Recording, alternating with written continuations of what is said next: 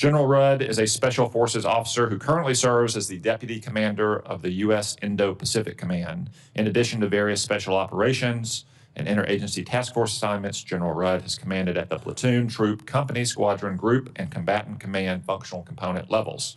Among his previous assignments, General Rudd has served as Chief of Staff for U.S. Indo-Pacific Command, Commander of Special Operations Command Pacific, and Deputy Commanding General for Operations for the 25th Infantry Division. If confirmed as Director of the National Security Agency, General Rudd will be asked to serve as the head of the NSA and as Commander of the U.S. Cyber Command. With this in mind, I look forward to hearing from you about how your wide-ranging experience equips and prepares you to fulfill this dual-hatted role and assume the enormous responsibility of protecting Americans and our homeland from harm. Again, I want to thank you, General Rudd, for your many years of service to our nation and for your willingness to continue serving our country in this new role. I now recognize our distinguished Vice Chairman for his remarks. Well, thank you, Mr. Chairman. And General Rudd, it's good to see you again, and it's great to meet your wife and daughter and son-in-law. Again, thank you for making time to meet with me the other day. We all know that NSA has been without a Senate-confirmed director for over 9 months. Given the sustained pace of cyber attacks against the United States by our adversaries, the complexity of maintaining the world's premier SIGINT system, and the sheer volume of intelligence requirements from combatant commanders, I'm eager to provide the tens of thousands of employees at NSA with steady, permanent, confirmed leadership. However, as I told you when we last met, I have a few priorities, and I'll need your commitment on them if you want to earn my vote.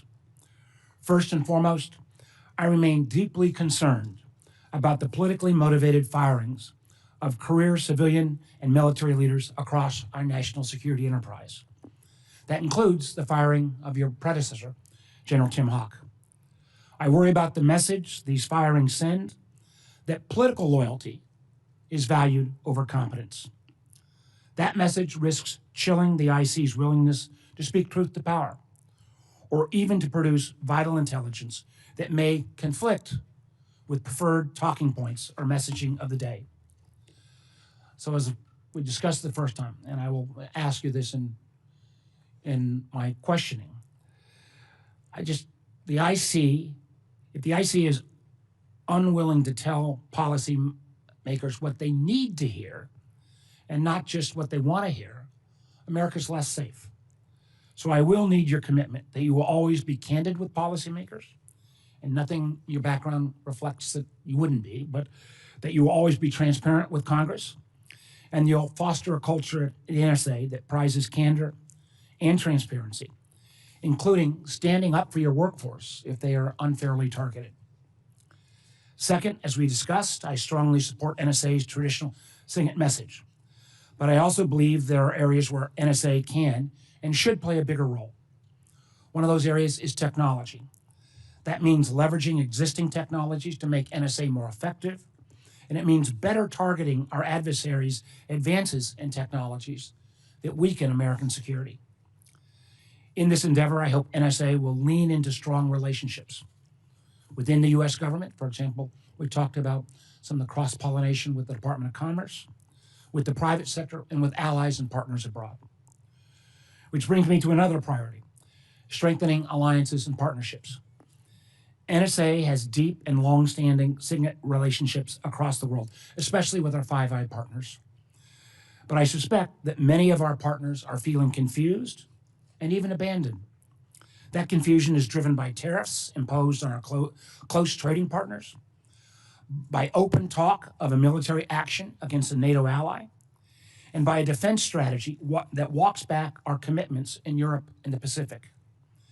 As members of this committee know well, our allies and partners provide critical intelligence that complements our own. And when these relationships are jeopardized, again, America is less safe. Finally, I want to briefly focus on election security.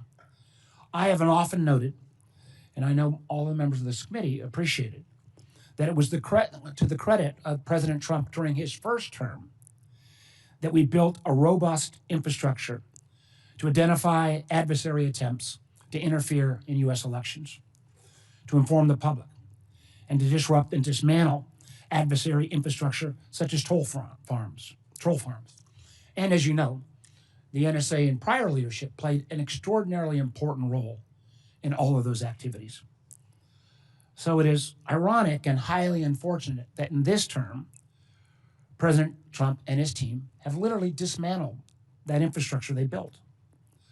While at the same time, senior officials, including the person responsible for leading our nation's intelligence community, appear willing to blur the line between intelligence and domestic political activity.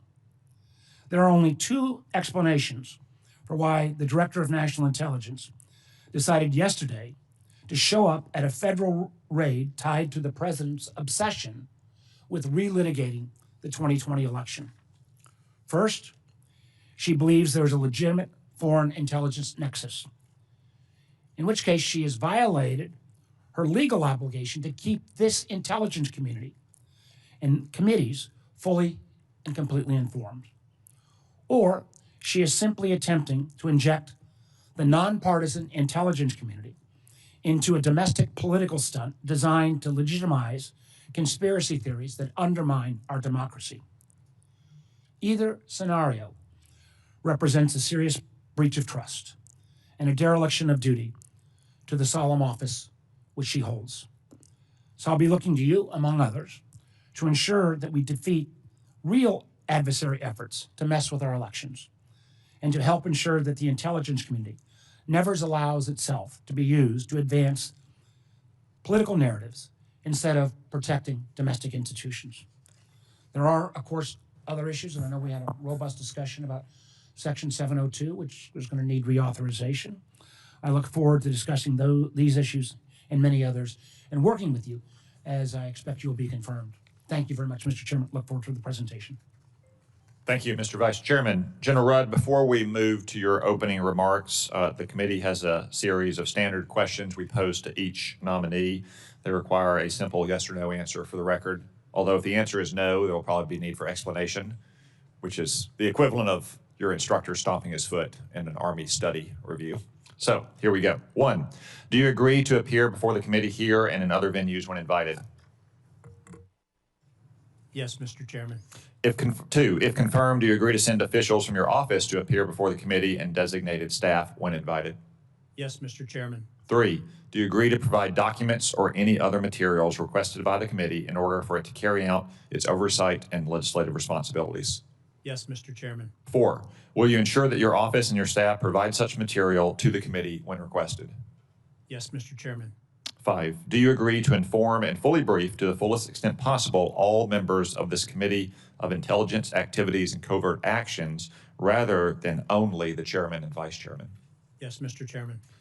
Thank you, General Rudd. We'll now proceed to your opening statement, after which we'll go to members by seniority at the gavel for 5 minutes each. General Rudd, the floor is yours. Chairman Cotton, Vice Chairman Warner, and distinguished members of the committee, I'm deeply honored and humbled to appear before you today as the nominee for Director, National Security Agency, Chief Central Security Service, and Commander, U.S. Cyber Command. I want to thank President Trump, Secretary Hegseth, the Chairman, and the Chief of Staff of the Army for the nomination and their trust in me to lead this critical national security role. I would like to acknowledge my family in attendance. First of all, Ansley, my wife, best friend, and partner in this journey for the last 35 years. Our daughter Hayden, who works on the Senate Committee for Commerce, Science, and Transportation, is also here, along with our son-in-law, JT, who is a data scientist and AI engineer. Our other daughter, Hollis, who lives in Texas, couldn't be here, but I know she is watching, along with our extended family in South Carolina. Each of you have made profound sacrifices that have been instrumental in my life of service. You have positively impacted our military, their families, and civilian communities, and I'm eternally grateful for your unwavering support. My career has also been shaped by the remarkable men and women with whom I've served. I'm particularly indebted to the Non-Commissioned Officer Corps, whose leadership and professionalism have inspired me for the past 3+ decades. And we must always remember and honor our nation's fallen and their families who have made the ultimate sacrifice. My path in the Army has been unconventional, starting as a logistician before I transferred to Special Forces. This background has given me a unique operational lens. I spent over 25 years leading our nation's special operations missions, integrating high consequence capabilities, which has given me a deep practical understanding in how to use intelligence to drive operational success, while ensuring the protection of our most critical sources and methods. These leadership roles involve pioneering highly technical solutions through close collaboration with American industry and ensuring these complex multi-domain systems were seamlessly woven into operations. My last 6.5 years in the Indo-Pacific have made clear that we are witnessing a surge in adversarial activity. These complex threats are amplified by low-cost, widespread proliferation of disruptive technologies, including AI, cyber capabilities, and autonomous systems, which place advanced capabilities in the hands of a broader range of actors. Today's threats are no longer distant. They are immediate challenges to our critical infrastructure and democracy. However, through a growing ecosystem of trusted partners in industry and academia, we are developing, experimenting, and rapidly improving solutions to address these challenges head-on. This relentless pursuit of excellence is central to my personal and professional ethos, and it reflects the spirit of American innovation, a critical asymmetric advantage that ensures we remain ahead of dynamic adversarial threats. As a leader, consumer, enabler, generator, and integrator of NSA and Cyber Command's capabilities, my focus has been on defending the homeland, deterring adversaries, and strengthening partnerships by delivering credible, technologically advanced capabilities in all domains. If confirmed, I am prepared to lead these organizations as an integrated and essential team, dedicated to increasing the speed and agility of our support for the nation's toughest challenges while cultivating and retaining a uniquely qualified workforce. Central to this will be the delivery of accurate and timely intelligence, advice, and options, always conducted with frequent, transparent communication with Congress and absolute fidelity to our Constitution. With this committee's support, my focus will be to lead the NSA in its vital foreign intelligence mission, driven by the pursuit of innovation with a commitment to unbiased, objective analysis. Thank you for the privilege of appearing before you today. If confirmed, I look forward to working with you closely, and I look forward to your questions. General, you have an extensive career as a special forces operator. You've deployed numerous times on combat operations in the Middle East and the Pacific. During that career, we've seen cyber play an increasing role in special forces operation. Could you give us a flavor of how you've used or supported cyber operations throughout your career and what lessons you've learned from that? Yes, Mr. Chairman. The vast amount of joint, combined, and interagency leadership roles that I've had the privilege to fulfill throughout my career, especially in combat operations, has generated an experience that is rich and replete with examples where I've worked closely with the interagency. Again, the most recent example that I can share on that one was the committee briefing that we had previously with one of our interagency partners. So a rich experience of working collaboratively across interagency, but more specifically to NSA and Cyber Command. Throughout my career, the foreign intelligence capability and the mission set of the NSA has informed and certainly enhanced and enabled the mission outcomes and a variety of mission sets. Equally paired is experience with Cyber Command and cyber capabilities. They work hand in hand. They work best when they're integrated across the joint force and in all domains. And increasingly, when we think about and talk about deterrence, there's opportunity to couple what DoD is doing with the whole of government. Thank you. As I mentioned at the outset, and you alluded to, this is technically two jobs, NSA director and the commander at Cyber Command. How have you thought about balancing the roles of those two jobs and ensuring that both missions are executed effectively? So, Mr. Chairman, I think I would draw upon my experience right now at U.S. Indo-PACOM as an opportunity to learn and highlight the responsibility of Indo-PACOM. Not only geographically is vast, but it spans the entirety of the joint force. It has over 300,000 assigned forces. So, as to your point, two giant organizations that I would be responsible if confirmed for this. I think the scale and the size of it are manageable. What I would hope to do, if confirmed, is ensure that the unique capabilities, the unique authorities that both of these organizations bring to bear are fully integrated, both within support and interdependence of each other's missions, but then in support of the warfighter and providing the best option to our decision makers. Cybercom is significantly smaller than NSA. Have you developed any thoughts yet on how that organization might need to grow or change to ensure the missions are balanced? Well, Mr. Chairman, one of my priorities, if confirmed for this, would be scale across both organizations, not only in the workforce, but also in the capabilities, the technologies, and how we enhance that. But my understanding is there is a deliberate approach in effect right now under Cybercom 2.0 to man, train, and equip the cyber force. Certainly, if confirmed, I would like to understand how that's being implemented, are there ways to accelerate it, and then provide best advice on how to do that. As the Vice Chairman noted in his opening remarks, FISA Title VII, specifically Section 702, expires in less than 3 months unless Congress reauthorizes it. Section 702 explicitly applies to foreign nationals on foreign territory. Can you talk to us about how critical Section 702 is for the NSA's mission and how detrimental it would be if the authority expired? Senator, or Mr. Chairman, from an operational perspective, as you highlight, that foreign intelligence mission focuses on non-U.S. persons outside the U.S. As throughout my career and my firsthand experience as a consumer of that intelligence and enabler to those capabilities, it's indispensable. I know it's been critical to mission outcomes. It's force protection of our men and women in harm's way, and I know it's saved lives here in the homeland. Thank you. Vice Chairman. Thank you, Mr. Chairman. And again, General, enjoyed our conversation, and I'm going to ask you a couple questions, which you can simply answer yes or no as well. I have great faith that you will answer yes, but I want to make sure we get these on the record. First, do I have your commitment that if you're confirmed that you will stand up for your workforce if they are unfairly targeted? Mr. Vice Chairman, you do. Thank you. Do I have your commitment, and this is one of the things I'm extraordinarily concerned about. The IC's got to speak truth to power.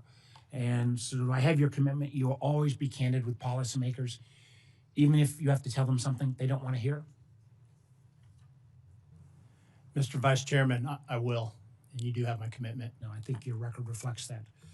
One of the things, and again, I touched on this in my opening statement, where the Director of National Intelligence is suddenly appearing at a FBI raid around elections from, frankly, 2020, which I have no idea what she was doing there. But I am concerned that we've seen much of the election security infrastructure that was put in place extraordinarily well by the first Trump administration, where, again, the NSA played a critical role, be dismantled. And there's no less threat from foreign adversaries about trying to mess with our elections. So do I have your commitment that if confirmed, that the NSA will continue to prioritize information sharing on threats to U.S. elections, on foreign threats to U.S. elections? Mr. Vice Chairman, you do. The electoral process is fundamental to our values, our way of life, and throughout my entire career, I've been committed to upholding those and protecting those. I think anything that poses a threat to the electoral process needs to be taken seriously. And if confirmed, Mr. Vice Chairman, I commit to working with the executive and the legislative on this. Thank you. because again, the NSA particularly in the 2018 through 2020 cycle played a very important role.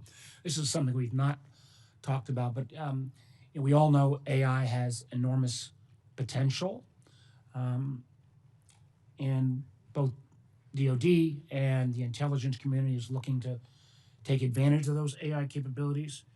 But we also know that there's a number of the AI tools that still have a tendency to hallucinate. And with that tendency, sometimes it poses major security risks. I've been concerned that Secretary of Defense Hegseth has starting to unleash AI both across classified and unclassified networks, including models such as XAI's Grok model, which has got, again, more of a history of hallucination than most. If confirmed, will you ensure that appropriate policies are in place to safeguard DoD and NSA's critical mission, and that while we use these AI tools, that there are appropriate safeguards? Yeah. Mr. Vice Chairman, this is a critical area of competition, and I know INDOPACOM is relying heavily on the adoption of AI, and I suspect and expect that Cybercom and NSA are as well. In fact, I know they are. My understanding and really the approach that we've taken with the adoption of these technologies is, while they are absolutely imperative to advancing our skill set as joint warfighters, enabling us decision superiority, we will never abdicate our responsibility to maintain those guardrails. The guardrail is the human on the loop or in the loop in terms of what those technologies are providing, what they're producing, and then how we apply them. So you have my commitment. Thank you. I Mr. look Vice forward to Chairman. working with you on that. Finally, and I know this was over at SASC, I think in your testimony you noted North Korea's heavy reliance on cryptocurrency. I'm in the midst of looking around the table. I don't think any of my colleagues are deeply involved in trying to make sure we've got some rules of the road around market structure for crypto. I think it's going to be an incredibly important part of our financial system going forward, but boy, it is complicated. So do you believe that the federal government needs to do more across the interagency to track, disrupt, and abate foreign malign actors' access to these digital ecosystems?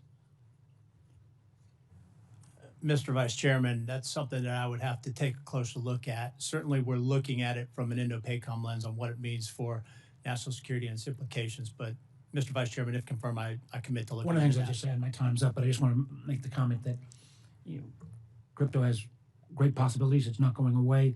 But boy, oh boy, there are some national security implications around this that we have to get right. So thank you. Thank you, Mr. Chairman. Senator Collins. Thank you, Mr. Chairman.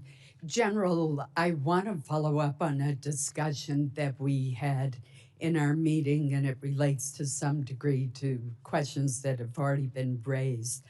I have been greatly concerned about cybersecurity issues affecting all branches of government, the private sector, and our critical infrastructure. Ransomware attacks and Salt Typhoon intrusions continue at an alarming rate. However, when it comes to the federal government's defensive and offensive capabilities, we seem to be stovepiped. There's a cyber czar, FBI's involved. CISA, your predecessor, have all used terms like team effort, collaboration, coordination, and yet there appears to be no lead. And yet we see these ongoing attacks that get ever worse. In fact, just last month, another Salt Typhoon intrusion was detected against staff of the House of Representatives. So we need to stop Salt Typhoon intrusions. We need to secure our critical infrastructure from being taken over by hostile actors. We've seen in the state of Maine hospital data being hacked with some of the most sensitive data possible. What can we do to detect, seize, and get ahead of these cyber intrusions? Senator, again, I appreciate the opportunity to meet, and thanks for the time. On this particular topic, first and foremost, it's aggressive vigilance. We have to understand what the threats are, where they emanate from, and then what are the options of capabilities that can be applied. And then to your point about the various entities across the government that have responsibility for this, my experience says continuous collaboration, coordination, unity of effort is what makes us most effective in that. And if confirmed for this role, I would pledge to be a part of that. Do you see yourself as the lead in trying to combat this ever-increasing threat? Well, Senator, I see us as a lead from the department and from the military aspect, certainly on the cyber capability piece of this question. I don't know that we've been designated the lead for this effort. I think that's part of the problem, that we do need a designated lead. Let me switch to another issue.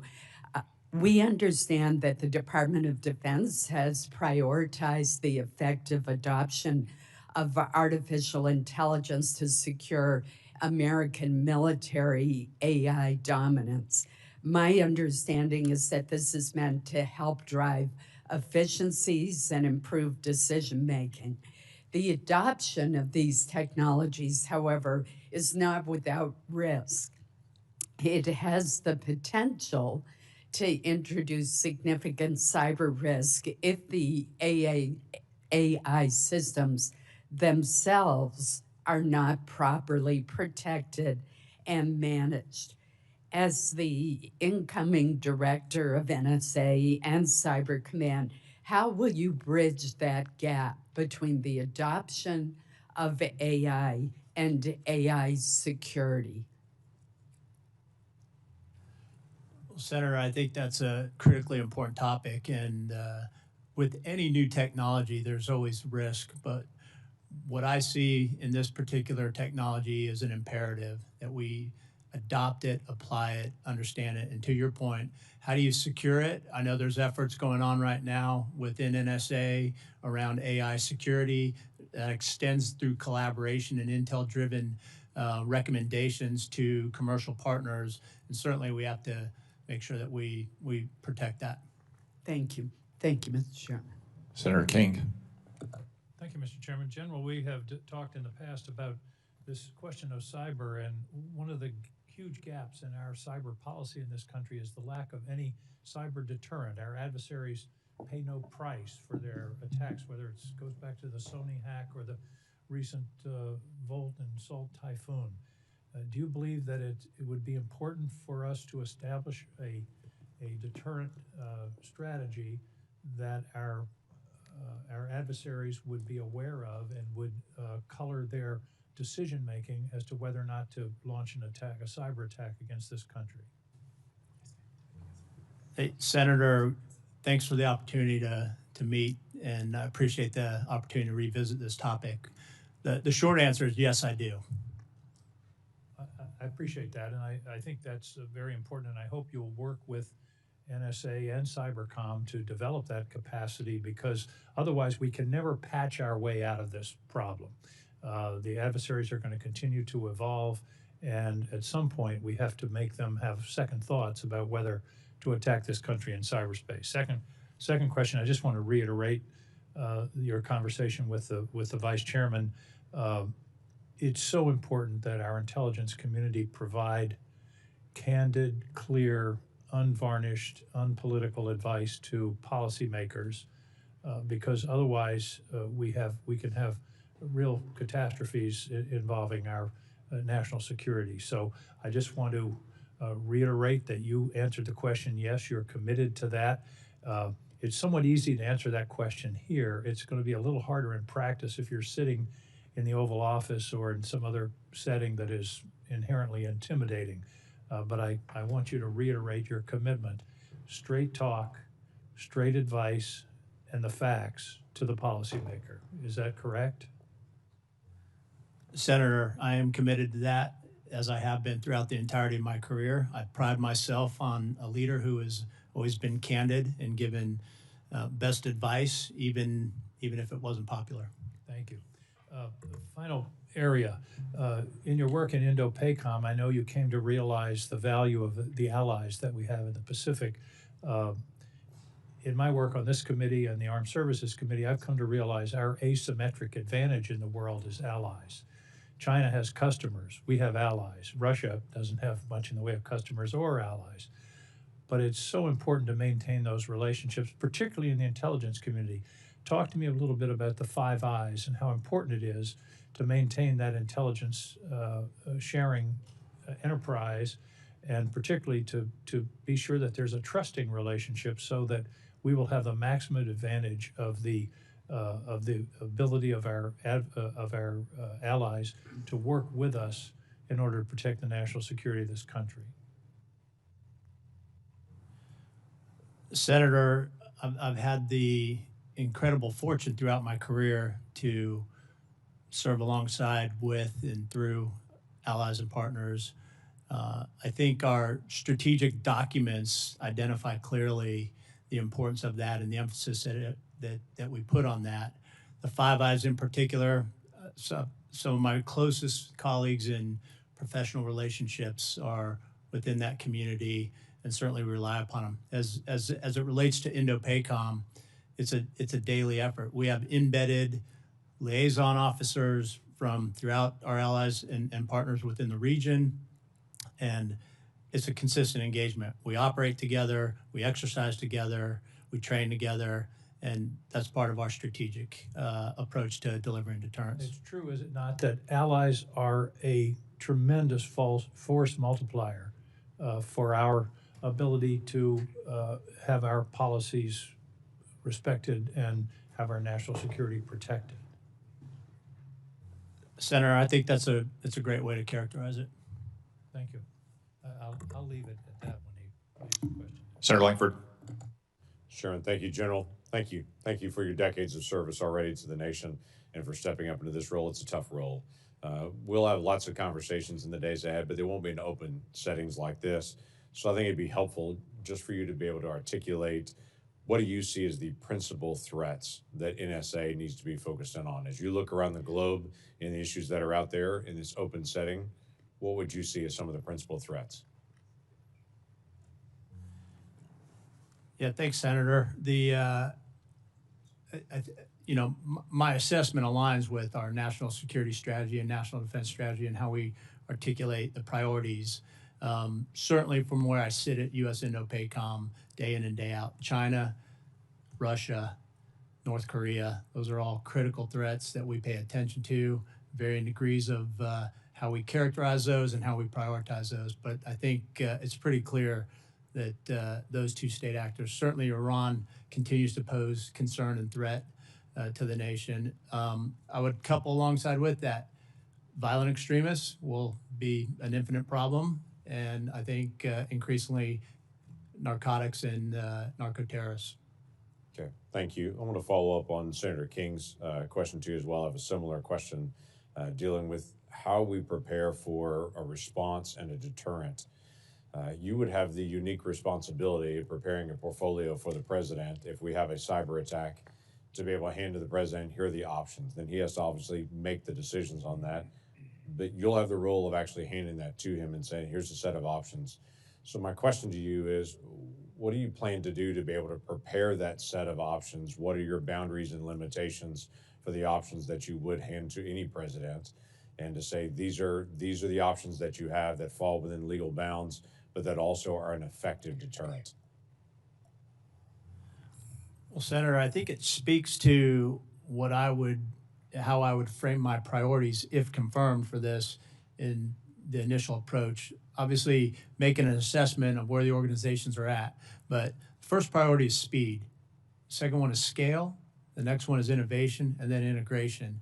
We've got to move as fast as we can to ensure that we've got the right technologies, the right capabilities, and able to generate multiple options. We need to be able to scale those options, and not only just scaling within the size of the workforce, as we mentioned relative to Cyber Command size.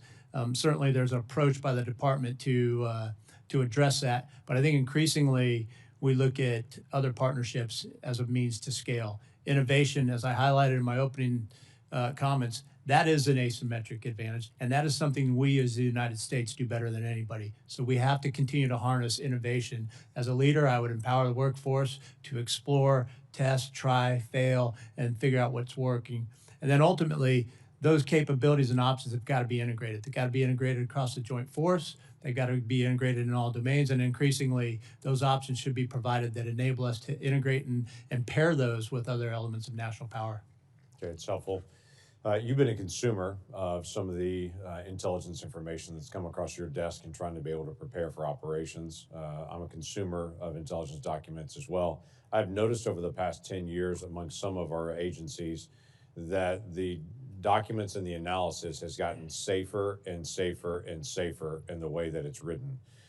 Sometimes I read some analysis and I read it twice and think, this doesn't say a thing. This is supposed to be telling me something, and I can't tell what this is trying to tell me because it's written so safe in it. One of the challenges that I would have before you is at NSA and with your analysts and folks as they're gathering SIGINT to be able to make sure that the documents that are written and the reports that are done just say it bluntly, and that there is a sense of permission to say it frankly, even at times, and to not have a perception of being safe. I don't know if you've experienced some of the same things as you've read some of the intelligence documents in the past and some of the information reports, but I would encourage you to say it frank instead of safe when it comes out of your analysts. You don't have to respond to that one way or the other on it, because you'll have to be able to lead it. One last question that I had is a follow-up on what the chairman was saying on 702. I think what I'm looking for anything is clarifying for the American people the protections that have been put in place in statute to protect the American people, that no one is spying on them, but also making it clear that this is an essential authority that we have to protect the safety of the nation. I'm looking for not just someone who will stand up and say, yes, we need that, but someone who will be an advocate for 702 to be able to explain it to people that need to hear it and to be able to articulate how the American people are actually protected by 702. Is that you? Senator, if confirmed, certainly I would do everything I can to provide the best advice as we look to reauthorize or extend this critical authority. Great, thank you. Thank you, Mr. Chairman. Senator Wyden. Thank you very much, Mr. Chairman. General, enjoyed talking with you, and I think you know that one of the key issues for me in this position is basically adhering to what Ben Franklin was talking about, who said anybody who gives up their liberty to have security doesn't deserve either. And that's what we talked about. And I want to, as we talked about, get into some more kind of specifics, not to like pin you down or something, but to get a sense of where you're actually headed on striking that balance that I think is so essential. So the administration, a number of months ago, secretly decided that its agents can break into homes without a judicial warrant. Basically, they said the Fourth Amendment doesn't matter anymore. So here's the question, a little bit broader than I talked about with you yesterday, so we can see if we can find some common ground. And that is, General, if you are directed to target people in the United States for surveillance, will you insist that there be a judicial warrant? And I would like to have a yes or no answer to this, and happy to have some context. Yeah, Senator, again, I appreciate the opportunity to speak with you yesterday. Certainly, this question speaks to the mission of NSA and the authorities that it's been given. What I can tell you, Senator, is that if confirmed, I will absolutely commit to executing the foreign intelligence mission of the NSA in accordance with the authorities that it's been given and within all applicable laws. That, respectfully, though, doesn't get close to what I'm talking about. I mean, that is about as vague as anything I've heard on the subject, and it seems to me that unfamiliarity with basic constitutional rights is not something that can be accepted in this position. It is so crucial, and I continue to believe that what I described to you is not mutually exclusive. I think smart policies give you security and liberty. Not so smart policies give you less of both. So would you like to take another crack at perhaps telling me a little bit? As I said in the office, I'm interested in hearing in your words how you might deal with one of these issues. Not to spell it out in text and the like, but to get a sense of how you would strike this extraordinarily important issue in a sensible way. Senator, as we discussed, I have utmost respect and commitment to the civil liberties that are outlined in the Constitution. I've sworn an oath several times throughout my career to uphold that. Let's move on so we can get some more questions. Do you believe that U.S. person searches of Section 702 collection should require a warrant except in emergencies, which has been largely the position of those who would like to find some common ground as we go forward? We would say, look, if somebody says this is a 4-alarm crisis for the country, they can get the information they need and come back and settle up later, which strikes me again as a constructive step. So what are your thoughts with respect to saying that you should have a warrant except in emergencies? Well, Senator, that's a topic that I'd need to look into and get a better understanding to give you a more fulsome and complete answer on that one. Again, what I would highlight, though, is supreme confidence that the men and women of the NSA are committed to protecting civil liberties and privacy of American citizens. Let me go a little bit further on the Greenland issue than you've gone today. Donald Trump's threat to invade Greenland is just one of many ways, in my view, we would damage NATO. You talked about the importance of intelligence relations and intelligence relationships. How concerned are you that these relationships could be damaged by the current tensions that we are talking about now with Greenland?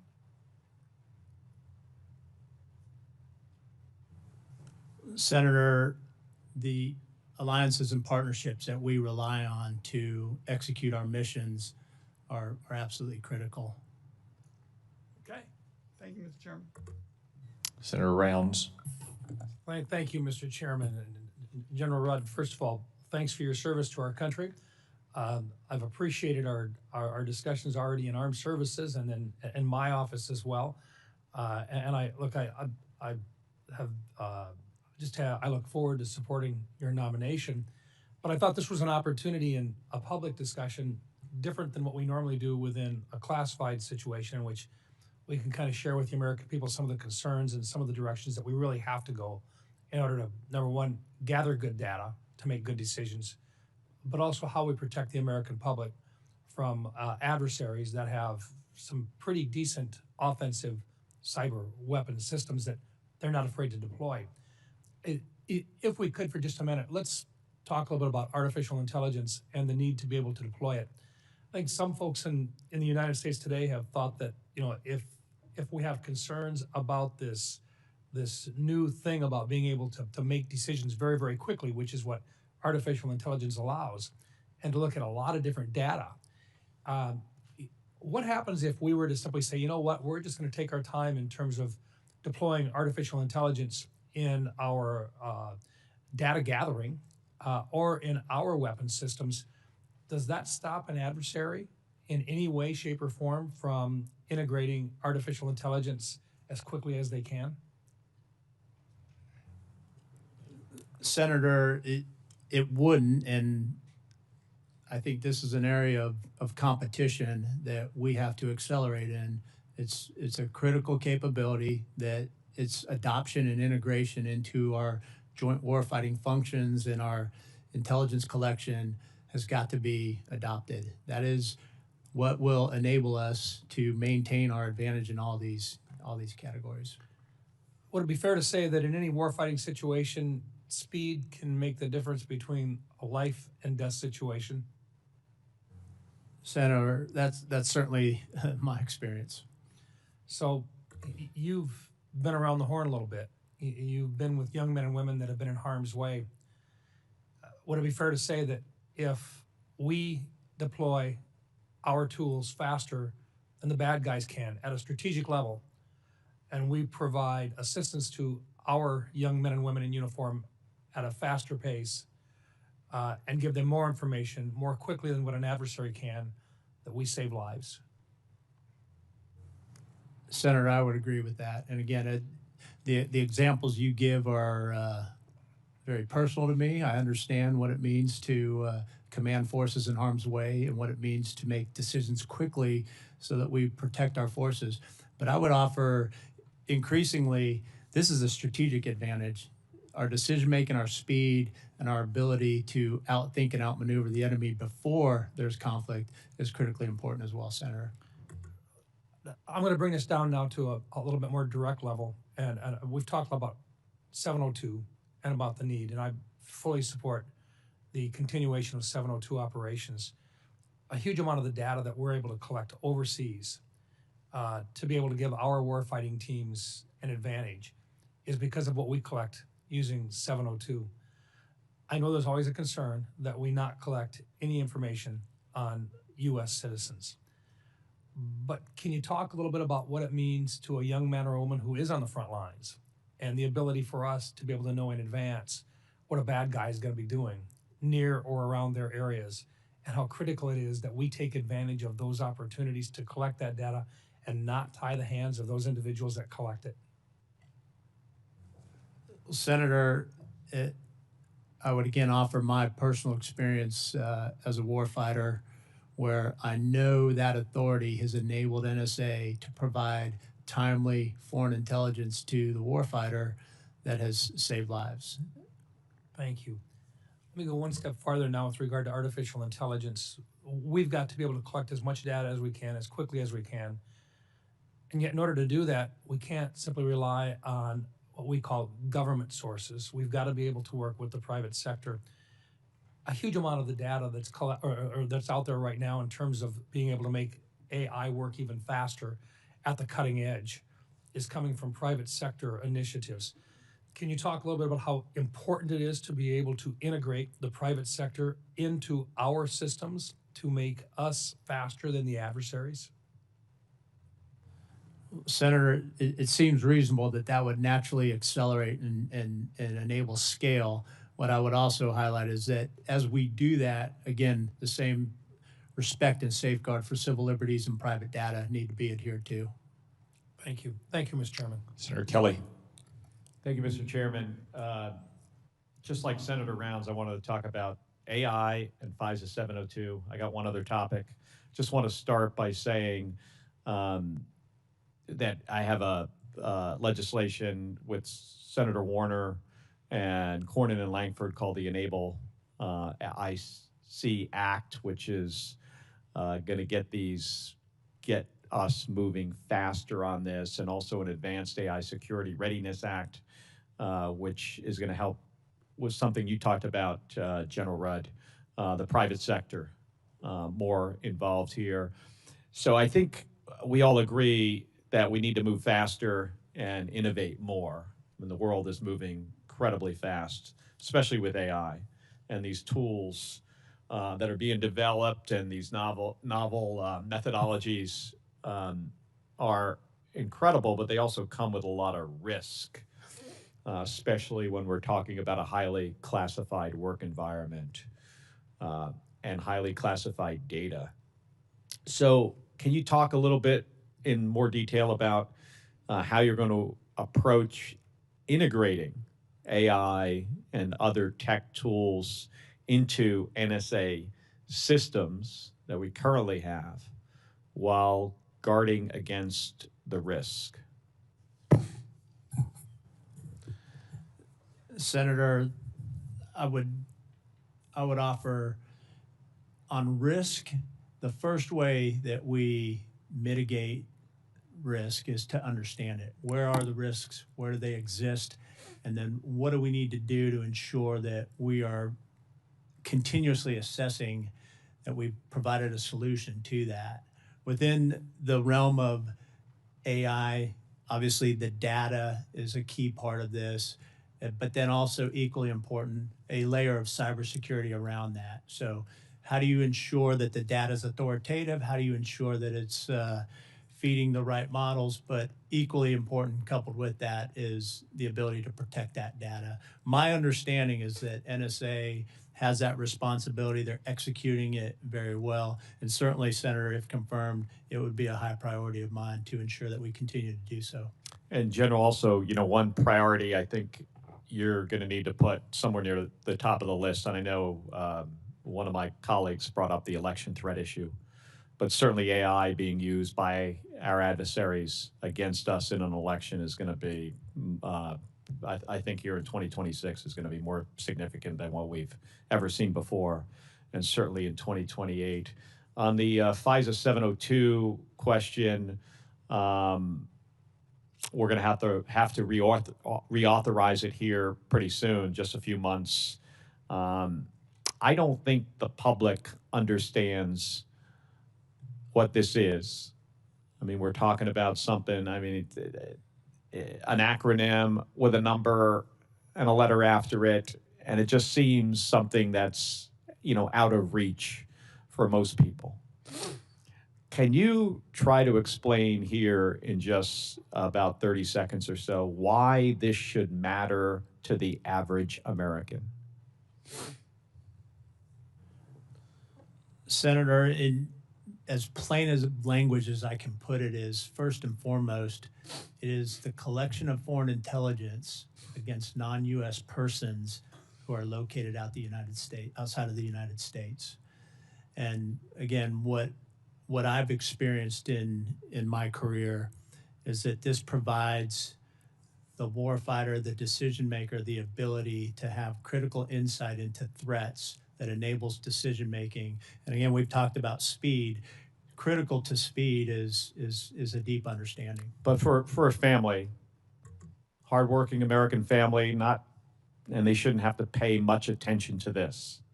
How does it affect them?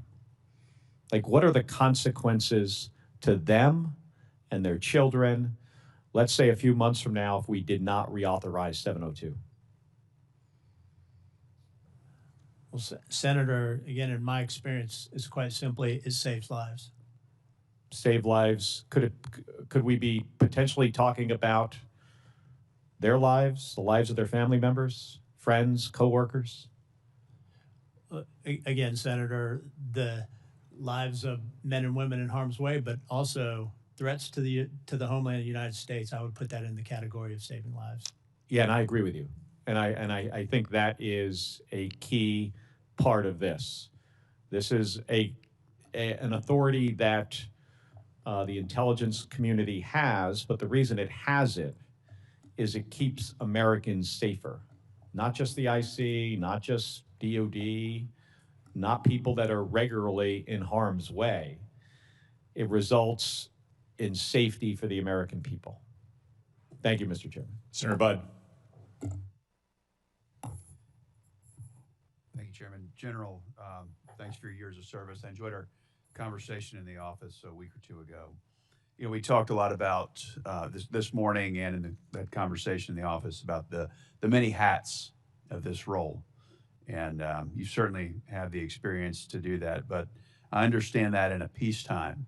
But let's say there's an invasion by China to Taiwan, and it's no longer peacetime, but it's a period of conflict. How do you balance the roles in a situation like that, as best you can see it? Well, Senator, it's a continuous assessment of the situation and where the balance lies between the two organizations and the capabilities that each brings to bear. Certainly, on one side, you need deep insight into the threat, into the adversary to understand. And then on the other side, you need to be able to deliver capabilities and options that would change the course even before conflict, but if in conflict, certainly there's capability to bring to bear. There's obviously a constant awareness and understanding of that, but I think the current construct puts us in a position that enables unity of command, unity of effort to make decisions over those two rapidly. Thank you, General. We've talked about your years of service and certainly a unique pathway to get to this point. So congratulations for that. But this is a highly technical civilian organization at NSA. which is different than a lot of what you've done before. Tell us how you want to, and you think you will be adapting your military leadership experience to lead an organization like this. Yes, Senator. First of all, if confirmed, I look forward to this unique experience and challenge, gaining a deeper understanding and appreciation of a largely civilian, highly technical workforce. My career to date is not without those experiences and opportunities, perhaps, but this would definitely be a different one. What I have always applied as a leadership principle to any organization, but certainly ones that are different or have different capabilities or different expertise, is first a willingness to get in and learn as much as I can, but connect with the workforce, connect on a personal level, get to know them. Certainly, I'm not going to get to know every single individual in the agency, but get to understand their culture. The second piece is what I just said, understand. And in doing the connection and understanding with the workforce, it enables a leader to best position themselves to empower, to enable, and to really harness what their capability, their incredible expertise is. And certainly, if confirmed, I look forward to applying that with this organization. Thank you, General. You know, there's an executive branch policy where the NSA is prohibited from producing and disseminating finished intelligence. I found that interesting. And yet the agency NSA has some of the best cybersecurity expertise in all of the US government. And it does in fact produce products that look and read a lot like finished intelligence. So is that a good policy? Yeah, Senator, that's something that I would want to take a look at and come back to you with a recommendation on. That's my next question. So you will commit to looking at that to see if that policy needs to be modified? Senator, if confirmed, I'll look into it. Thank you. You spend a lot of time in the Indo-Pacific. Where do you see opportunities to work with our partners like Japan, the Philippines, Taiwan, to build capacity in counter and against cyber threats? And how could we cooperate with them more? Senator, we're doing it on a daily basis. Certainly, there's opportunity to do more, but there's a very deliberate approach and campaign plan to working with our allies and partners. I think there's tremendous opportunity to do more, certainly on the cyber front. And if confirmed, I would look forward to exploring those opportunities. Thank you, General. Senator Gillibrand. Thank you, Mr. Chairman. For nearly a decade, the intelligence community produced a steady stream of relevant intelligence on foreign threats to U.S. elections, informing congressional policymakers. Will you commit to continuing to produce and disseminate intelligence reporting made available to Congress on foreign plans, intentions, and activity targeting U.S. elections? Senator, the electoral process is fundamental to our democratic values and Americans writ large, and I've committed throughout my career to serve to defend and uphold those values. Any foreign threat to the electoral process should be viewed as a national security concern. And Senator, if confirmed for this, I commit to working with executive and legislative sides on this. I appreciate that. In your responses to the Senate Armed Services Committee, you suggested, very similar to that statement, that U.S. election defense is currently better positioned than in the past, given efforts with interagency partners, which allows for the rapid sharing of threat intelligence. Under this administration, however, key elements of that interagency process have been entirely eliminated, as in the case of the FBI's Foreign Influence Task Force, or been paralyzed from funding cuts and rollbacks of information sharing duties. Do you believe that there's still an effective interagency for you to engage with? Senator, if confirmed for this role, I would look forward to being part of whatever the construct exists. Certainly, again, throughout my career, I've seen, and I've been a part of a number of interagency efforts. So, if confirmed, I'll look forward to being part of this. Okay. Several years ago, I led the creation of the DoD Cyber Service Academy Scholarship Program, which creates a cleared and trained workforce pipeline. These are for non-military roles, appropriate for NSA, CIA, and other civilian positions. Since then, I've worked with my colleagues to continue to improve this program and expand the number of scholarships. What value do you see in this type of program, and how would increasing the number of scholarships benefit NSA's work? If confirmed, do I have your commitment to work with me on this project? Senator, I'd certainly like to learn more about this, but the way you describe this concept certainly seems like an avenue that could be explored to enhance and expand the scale of the workforce, certainly an opportunity to generate talent for the workforce. And so, Senator, if confirmed, I look forward to learning more about this. Yeah, and when we created it, it has up to 1,000 slots a year, but we have not done a good job in telling our high schools around the country that these scholarships are available. And so we have not had sufficient applications. In the last few years, it's been in the hundreds, not in the thousands. And so all slots are not being filled. We've also worked to get more schools signed up. There's over 600 schools across the country that have signed up for this ROTC type program, as long as they have the curriculum that our security and intelligence teams need across the DoD and across the intel community. So I would like your commitment also to work with us in making sure high school students around the country know about this, and that all your services know that they can find great graduates through this program. Senator, again, I look forward to learning as much as I can about this and supporting it as able. Thank you. Last year, DNI Gabbard fired over 100 intelligence officers deemed to be misusing the chat platform hosted by the NSA on Interlink. These officers were alleged to have misused these systems, in some cases with valid allegations of inappropriate conduct, and others potential for discriminatory reasons.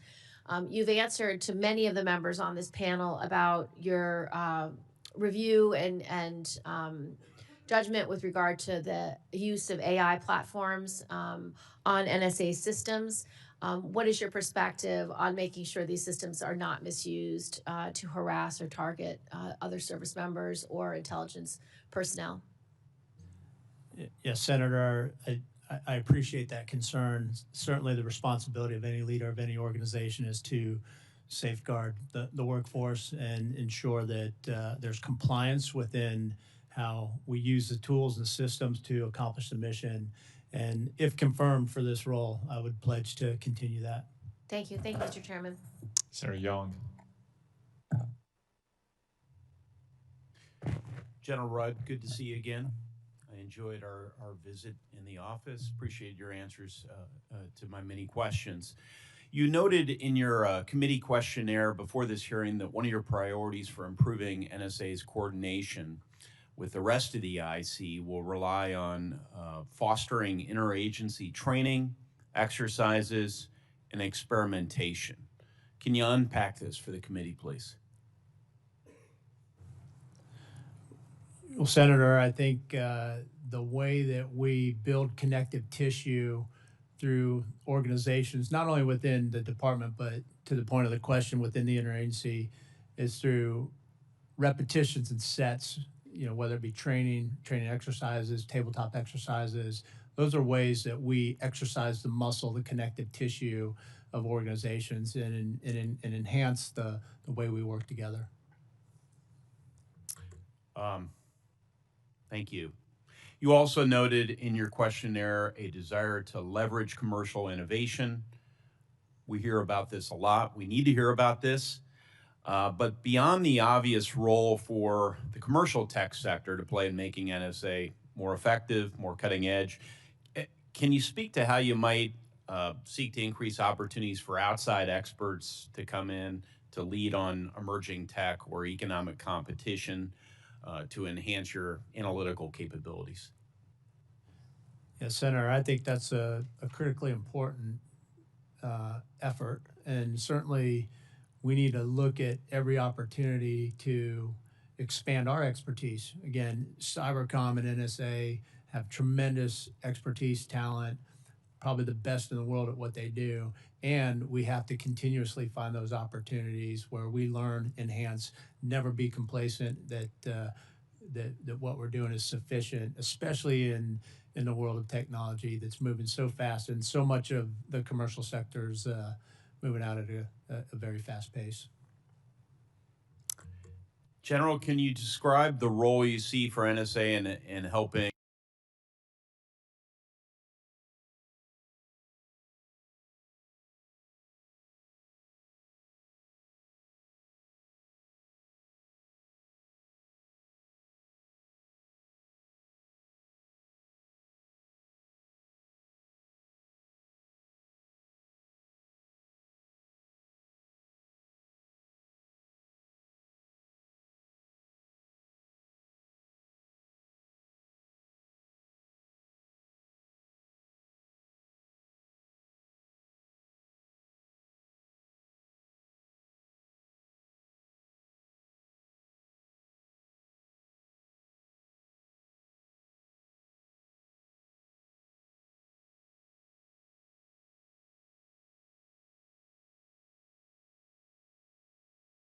Senator, the role of any commander or leader director is certainly to identify what those are, and if confirmed, I do commit to that.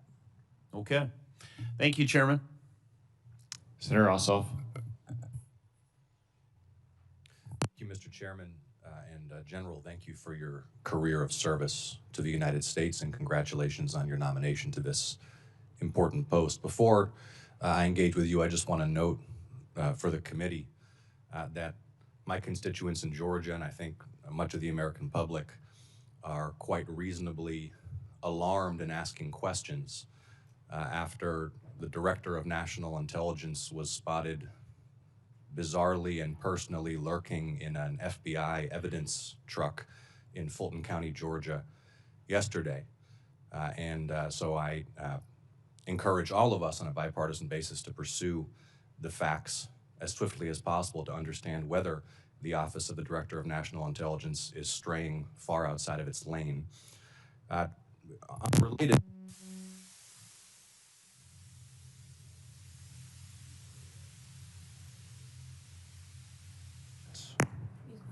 I regret to share my observation that the president at this point is clearly using federal law enforcement in order to pursue personal vendettas. That has nothing to do with you and your career to date, nor is it something for which I hold you accountable or would expect you to explain.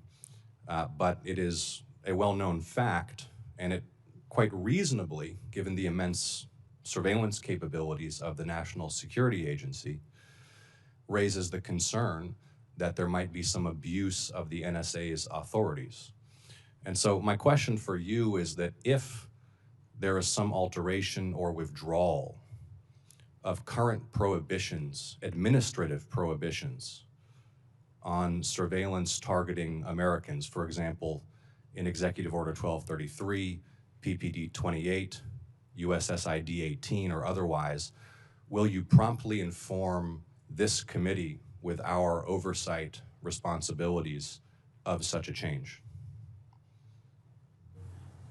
Senator, I will pledge, if confirmed, to ensure that the NSA executes its mission within the authorities and all applicable laws, and that I will execute the duties of this position that enables this committee to exercise its oversight responsibilities. General, I appreciate the answer, and I want you to think a little bit more deeply about the question and consult with your team and follow up with more precision for the record, because the challenge I'm identifying is that you may be asked to do things that are manifestly unethical and improper, but following some alteration of present administrative policy may indeed be lawful. And this committee needs to know if such administrative policies, which currently protect American civil liberties but are not in statute, are changed.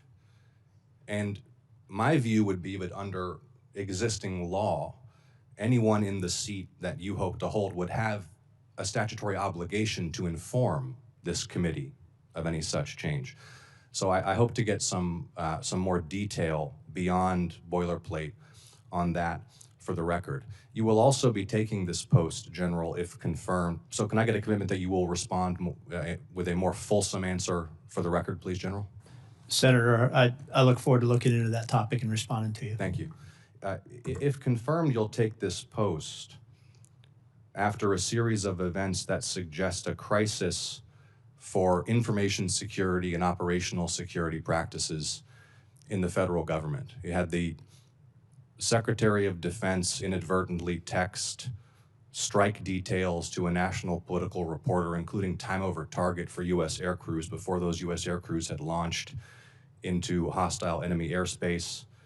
Multiple major news outlets were reportedly aware of the imminent raid targeting Maduro in Venezuela before the raid was executed.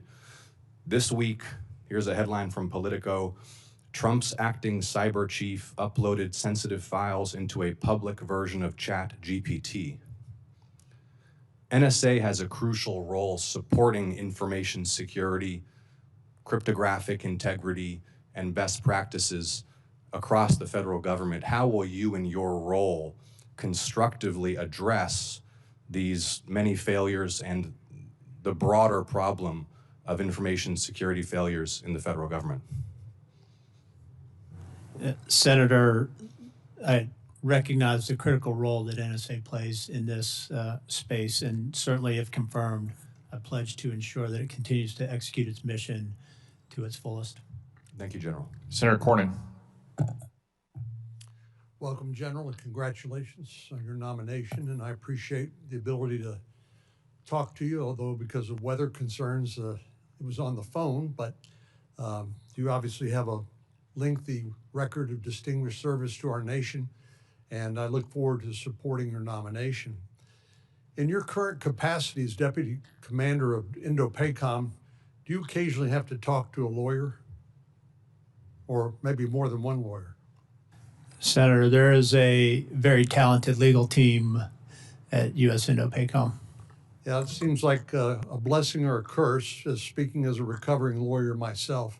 But it seems like you can't make a move without consulting legal authorities. And so, do you happen to know how many lawyers are at NSA Cybercom? Senator, I don't know that. Yeah, it's a whole bunch, and they're very talented. I would guess there is, and I would expect that they would be. Will you be consulting with them on issues like, let's say, 702, Section 702 FISA? Senator, I would expect to consult with the legal experts at both Cybercom and NSA on a whole host of issues to ensure, again, the execution of that mission set is done within the authorities consistently, and that we're never outside the bounds of that. I have no doubt about that. The Judiciary Committee also has jurisdiction over the 702 issue, but I, like others, believe it's absolutely essential authority. But there's a phenomenon in Washington, D.C. where certain narratives take root which have no basis in fact. And I just want to clarify a few things. First of all, one of the reasons why 702 had come under suspicion is because of its abuse in the case of Carter Page, but that was a Title I of 702, which is targeting an American citizen, in this case, an alleged agent of a foreign power. That law is not subject to any reauthorization. It doesn't expire. But just in terms of 702 Title VII, which is what we're talking about, I know there's a line of questioning by one of the panel talking about targeting U.S. persons. You can't target a U.S. person without a warrant, and that's under Title I, not under Section 702. But you understand that 702 Title VII addresses only foreigners abroad. Is that your understanding? It's a foreign intelligence surveillance.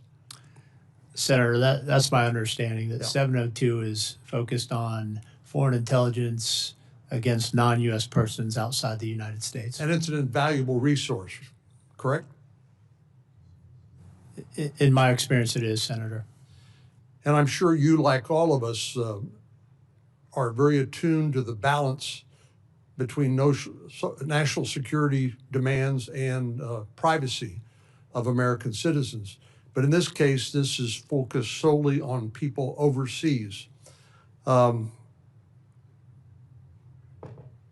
so there is no targeting of American citizens, of course, unless you have a warrant. And you got to show up in front of the Foreign Intelligence Surveillance Court and prove that you are entitled to that warrant. But we're not talking about that here. But here again, in D.C., it seems like whoever has that you have this phenomenon of competing narratives.